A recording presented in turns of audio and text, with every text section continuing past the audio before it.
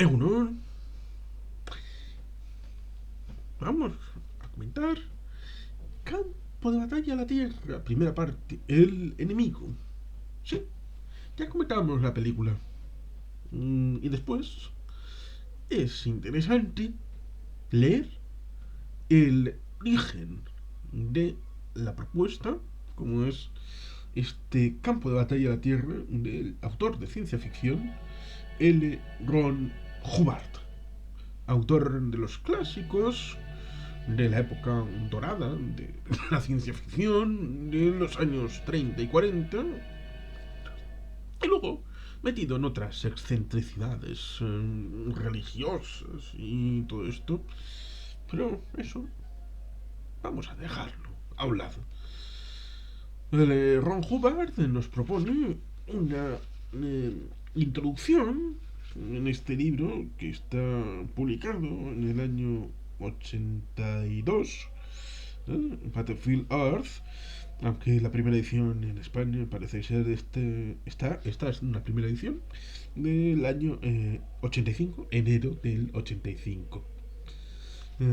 Hay quien dice, es curioso, en alguno de los comentarios que he podido ver, que, bueno, como le llegó el libro a comienzos de la forma de confinamiento de marzo del 2020 y todo aquello, hay mucha gente que se compró libros y está bien, pero eso indica que antes no leía y como hubo un parón obligatorio de mes y medio, obligatorio en casa, digamos que eh, fue el momento en el que se dieron cuenta de ahí van los donuts, no, ahí van los libros. Pero bueno, dejemos a esa simpática gente que dijo que este libro, ¡uy, qué vergüenza porque el libro es viejo! Libros como este, no que se estén cayendo a trozos, evidentemente. ¿Es viejo? Sí, pero un libro no se juzga por las tapas. Y digamos que precisamente por eso, a pesar de lo que pudo pasar con la película, este es el libro que adapta a esa película que sí tuvimos, que ya con Forrest Whitaker y con John Travolta, en los papeles de Kerr y Turtle como dos cyclos que están en esta trama. Ciencia ficción. ¿Por qué ciencia ficción? En el sentido de el de Ron Hubbard habla de ciencia ficción en el sentido de que es eh, ciencia del futuro. Es decir, alguien que sabe un poco como estilo Julio Verne, alguien que tiene conocimientos científicos de elasticidad de materiales, de motores de curvatura, o de posibilidades respecto al espacio y el tiempo, la traslación, todos estos elementos que puedan ser construidos desde la base del conocimiento que tenemos en proyección hacia el futuro, un poco como si en el siglo XVIII alguien hubiera lanzado hipótesis sobre la radioactividad y construir centrales nucleares. ¿No lo tenían en ese momento? No, no lo tenían, pero en un momento dado los Marie Curie y otros estudiarían la radiología, la radiación y todo eso, y hubo gente que estudió para posibilitar que en un momento dado tuviéramos centrales nucleares y también armas nucleares. Un poco esa es la idea que establece con respecto a la ciencia ficción en este prólogo respecto a separarlo de conceptos de fantasía y otras circunstancias. Eso sí, reconoce, por ejemplo, que para muchos otros proyectos futuros fue imprescindible el concurso de Star Wars. Y Star Wars no es ciencia ficción según los parámetros de L. Ron Hubbard, pero establece que para llegar a Star Wars ha sido muy necesario el establecimiento de grandes autores, entre los que evidentemente se cita a sí mismo, para, digamos que la posibilidad de traer fantasía, fanfarria y lo popularmente conocido como ciencia ficción y Por eso tenemos el corazón. El corazón, yo creo que de esta propuesta del enemigo es el ámbito en donde los Cyclos entran en contacto con la Tierra. El lanzamiento de aquel disco de platino con el concurso de Carl Sagan, eh, que, bueno, pues el autor de Contact, otra propuesta de ciencia ficción que está comentada en este canal, mm, pues llega ese disco con esa nave espacial humana, llega a los dominios de una raza externa, los Cyclos, del Imperio Cyclo. Bueno, pues teniendo en cuenta que lo que tenemos aquí no tiene por qué ser común en la galaxia y en el universo, con materiales que son escasos y remotos en aquellos lugares y por lo tanto se interesan comercialmente por la explotación de esos materiales raros que son de interés y codicia por parte de estos seres cósmicos. Por lo tanto, con esa premisa del conocimiento, del reconocimiento, a través de la idea de la noble búsqueda de la paz, allá donde el ser humano no ha hollado jamás, pues se encuentra con una raza de interesados, comerciantes y prospectores de minerales con compañías que pudieran parecer remedios de la compañía neerlandesa de las Indias Orientales o una compañía británica de las Indias Orientales. Es decir, compañías privadas que van por delante de los ámbitos estatales. Es decir, coge elementos que son propios de la historia de la humanidad, proyectándolos hacia el exterior, hacia otras posibles realidades. Así pues, en esta propuesta literaria tenemos, por un lado, la idea de cómo acceden a la Tierra esos ciclos que no viene directamente en el inicio, van dejando trocitos, porque la idea es 1000 años después de nuestra era, es decir, por ejemplo, a finales del año 2985, por ejemplo, casi lindando con el año 3000, un poco como Futurama. Es curioso porque el Futurama es en el año 1999, 1000 años, en el año 2999, 3000. Pues aquí también hablamos del milenarismo, o el milenarismo va a llegar. Bueno, pues tras esos 1000 años, la humanidad está diezmada, se dice en un momento del libro. No creo que en este primero, pero se dicen que hay 35.000 humanos, lo cual no he revisado en la historiografía, respecto a que en un momento de la prehistoria llegó a haber un cuello de botella de similares características en donde el ser humano pudo haber simplemente desaparecido y no haber estado ahora mismo ni siquiera un servidor, es decir, nadie sobre la Tierra con estas formas tan horripilantes de seres humanos. Igual habría derivado en la supervivencia y adaptación de otros seres, vete a saber qué adaptación hubiera habido. E igual aquí estaría otro ser diciendo cosas, pero con otra rama evolutiva y con otros parientes mayores en común. Eso nunca se sabe y digamos que es historia alternativa, contrafactuales, ucronías, lo cual es muy interesante, pero estamos hablando de ciencia ficción y por lo tanto es de situación hacia el futuro a través de la ciencia del futuro, la ciencia desde la ficción. Tenemos 35.000 hombres en el año 3000 prácticamente. ¿Cómo fue posible? Teniendo varios miles de millones de seres humanos en los años 80 del siglo XX.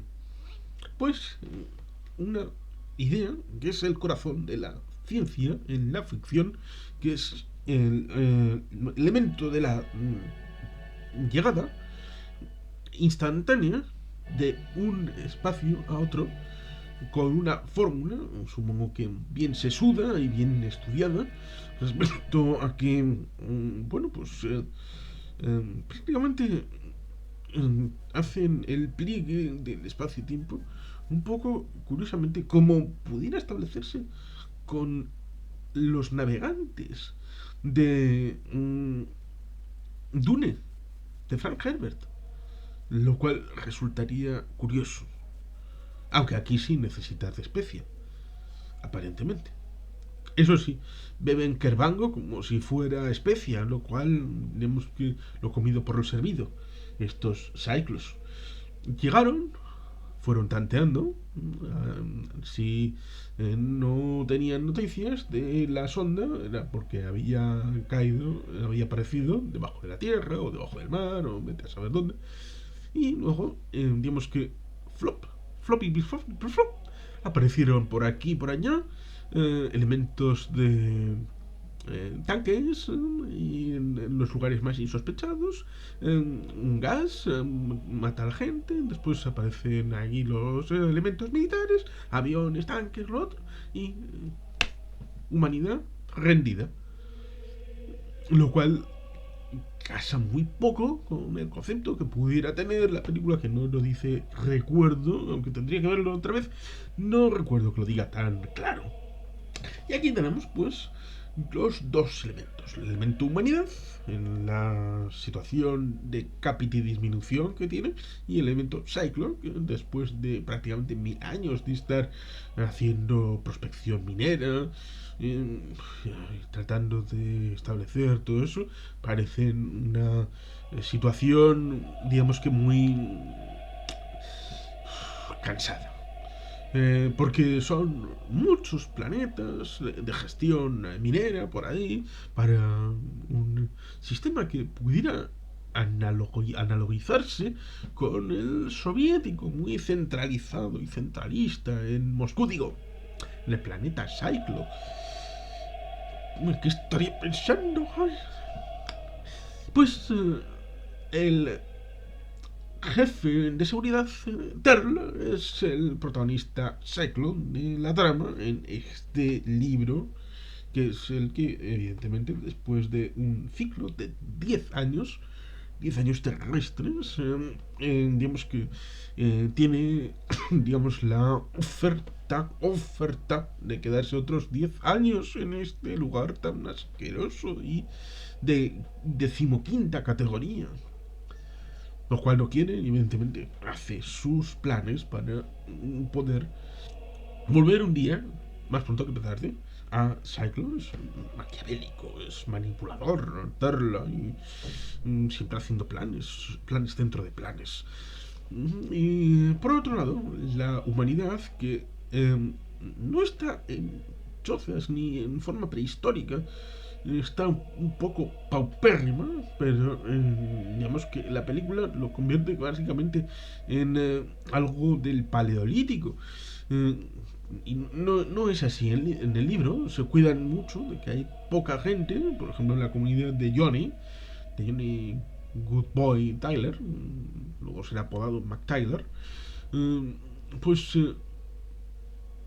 son como una treintena, poco más de 30 seres humanos, pero está justificado por el tema radioactivo y bueno, pues muchas circunstancias que pasaron hacía muchos centenares de años, todo aquello que ocurrió el día de la invasión y la derrota.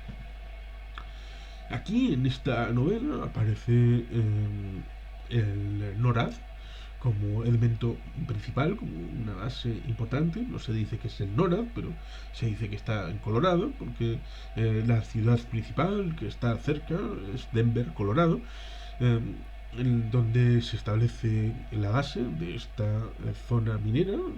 Denver, Colorado es una zona minera muy importante, incluso también de uranio, en este siglo XX y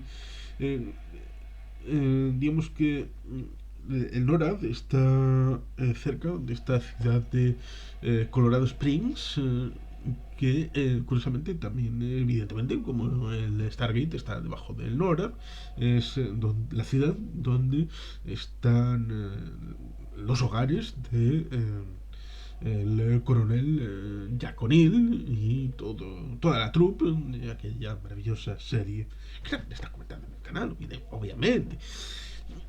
Así tenemos esas dos tramas de los seres humanos. Los seres humanos lo que quieren es sobrevivir porque no saben mucho más de lo que les pasó y no saben leer, ya han perdido esa costumbre porque les quieren incultos.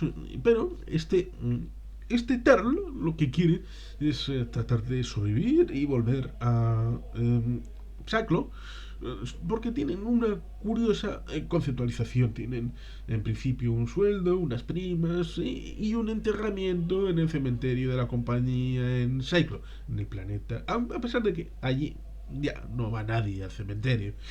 Tiene una idea maravillosa, tiene una idea de... dado que ha visto que ha habido un corrimiento de tierras y ha aparecido una veta de oro, podría establecer que lo cogieran los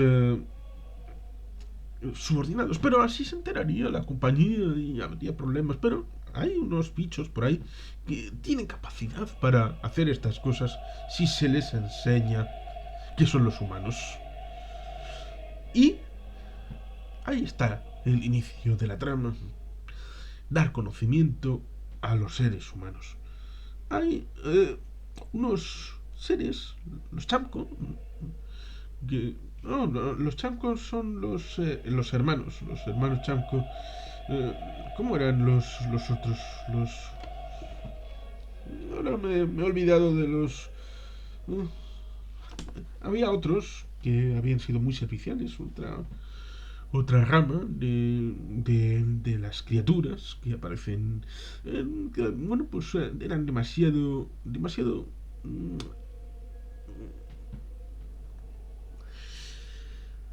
culturalistas, demasiada forma de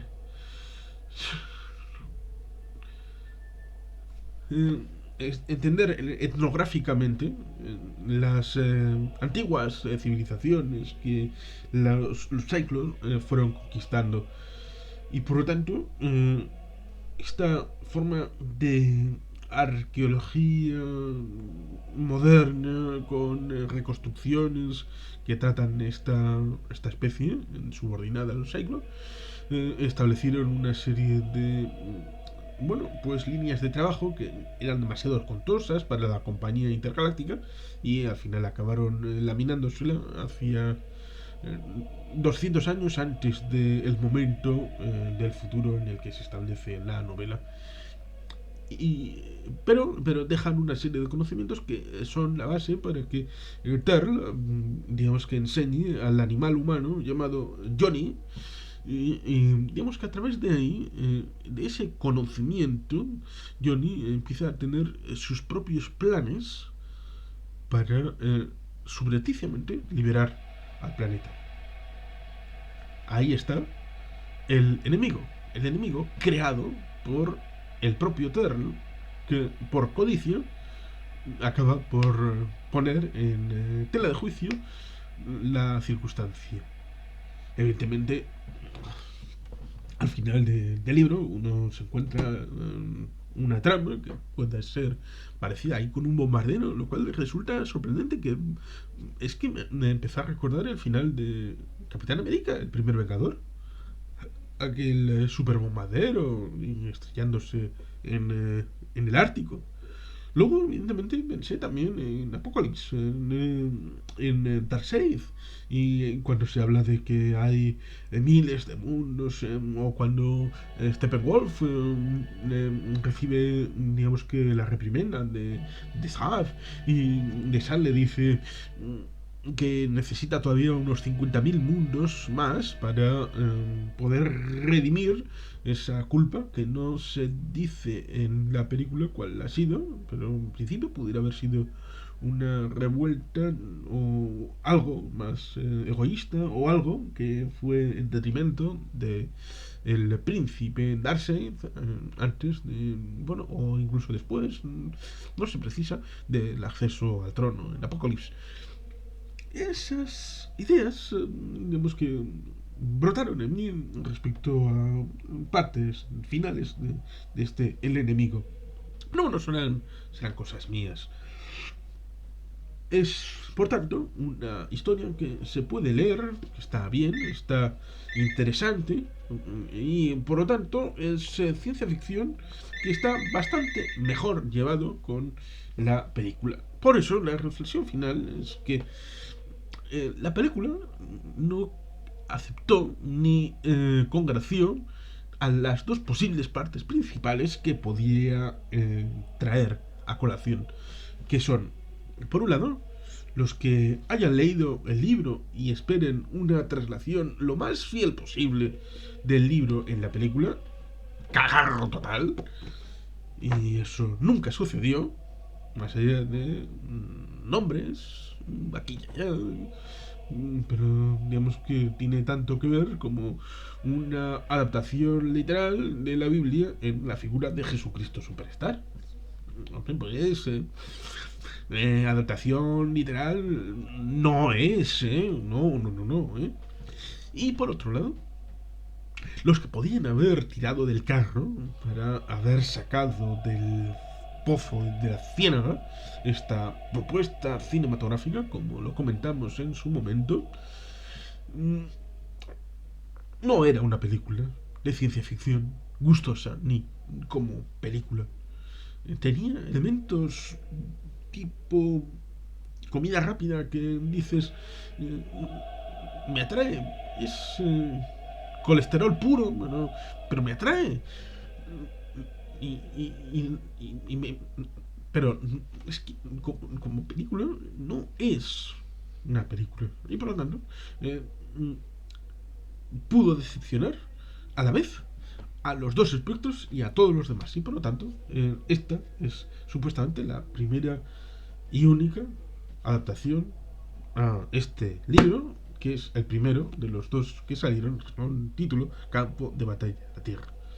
Evidentemente hay que decir que cosas del libro no aparecen en la película y en la película se inventan cosas como el tema de Fornox, que en la forma de libros se dice evidentemente que los Cyclos han hecho razzías en todos los lugares conocidos con oro para poder tener esos materiales para ellos mismos. Evidentemente, la Reserva Federal de Nueva York, la Reserva Federal en Fort Knox y todos los demás sitios han sido saqueados hacía ya mucho tiempo. Otra cosa es que en un momento dado hubiera un pequeño reservorio de oro en un banco en Denver, dependiente de la Reserva Federal, pero que fue enterrado debajo de la plaza principal, pero digamos que son cosas menores. Evidentemente, no creo que aparece Nora. O sea, hay una referencia en el libro al presidente de los Estados Unidos, a la Guerra Fría, con la Unión de Repúblicas Socialistas Soviéticas, y digamos que los compañeros de Johnny son escoceses en un primer viaje a búsqueda de humanos que ayuden en la minería a Johnny, al que la apodan McTyler. Son escoceses y eso creo que en la película no aparece reflejado.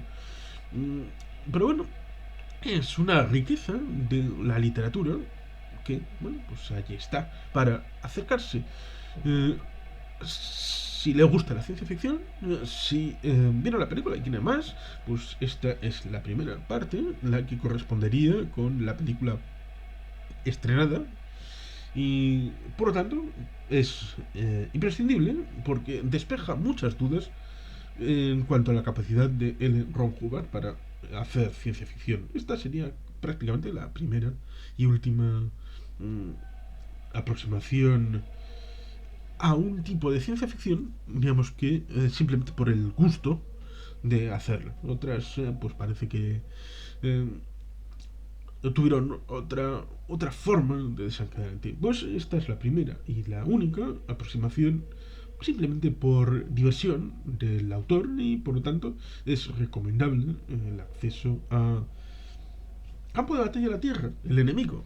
Continuaremos con la segunda parte porque en teoría deberían de haber hecho la adaptación de la segunda parte, que es la victoria. Vamos, para bingo. Y sin más, es que ricasco, agur bat, Betty Gepien.